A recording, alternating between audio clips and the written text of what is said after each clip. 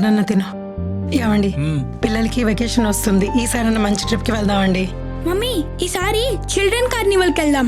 Mummy నువ్వు నన్ను kids park కి తీసుకెళ్తానన్నా. ఏమండి, పిల్లలు బోర్ అయిపోతున్నారు, ఒక లాంగ్ ట్రిప్ ప్లాన్ చేద్దామండి. అమ్మో, ఈ హాలిడే సీజన్లో ట్రిప్ అంటే ట్రావెల్ ఏజెంట్ ఆస్తులు అడుగుతాడు.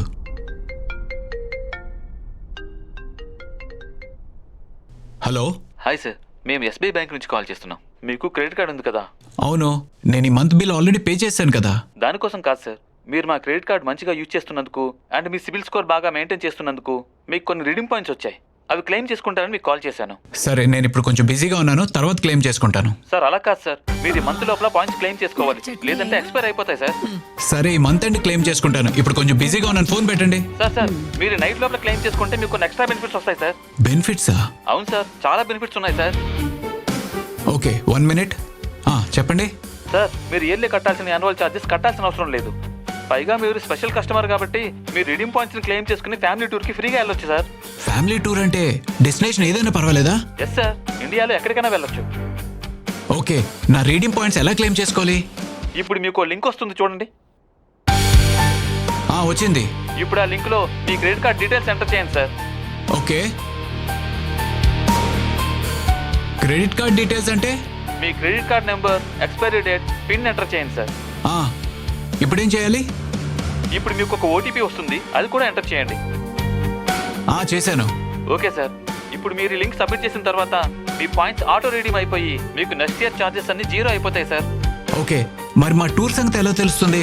ఇంకో 10 minutes లో మా ఏజెంట్ మీకు కాంటాక్ట్ అవుతాడు, మీరు అతనితో మాట్లాడొచ్చు sir. Thank you very much. నాన్న, we are all going to Goa. ఇదేంటి, నా అకౌంట్ నుంచి 75,000 కట్ అయింది. అరే, ఇంకో 50,000 కట్ అయింది. నా అకౌంట్కి ఏమవుతుంది? అదేంటండి, ఎవరికైనా ఓటీపీలు ఇచ్చారా? ఇందాక కస్టమర్ కేర్ వాడు లింక్ పంపిస్తే దాంట్లో card details and OTP enter చేశాను గీత. అయ్యో, అసలు ఎలా వాళ్ళకి ఓటీపీలు అవన్నీ ఇచ్చేస్తారండి? చెప్తూనే ఉన్నారు కదా ఫ్రాడ్స్ జరుగుతున్నాయని. కస్టమర్ కేర్ కదా, ఫ్రీ టూర్ అంటే ఆలోచించలేదు గీత. ఇంతకీ ఏమైందిరా? మోసపోయాం మావయ్య. ఏమండి, పదండి సైబర్ క్రైమ్ లో రిపోర్ట్ చేద్దాం. సరే పద. ఇది ఒక ముఖ్యమైన సందేశం. చాలామంది క్రెడిట్ కార్డ్ రీడీమ్ పాయింట్స్ అనే పేరుతో ఏపీకే ఫైల్స్ పంపుతున్నారు. ఇది ఒక పెద్ద మోసం.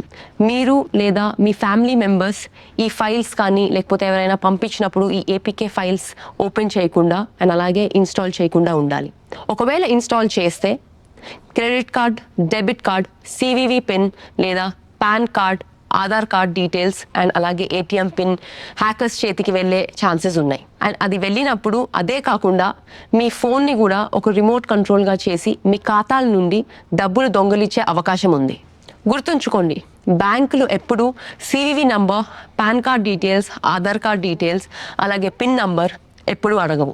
ఎవరైనా లింక్ పంపినా లేకపోతే ఫైల్స్ పంపినా వెంటనే అవి ఓపెన్ చేయకుండా డిలీట్ చేయండి.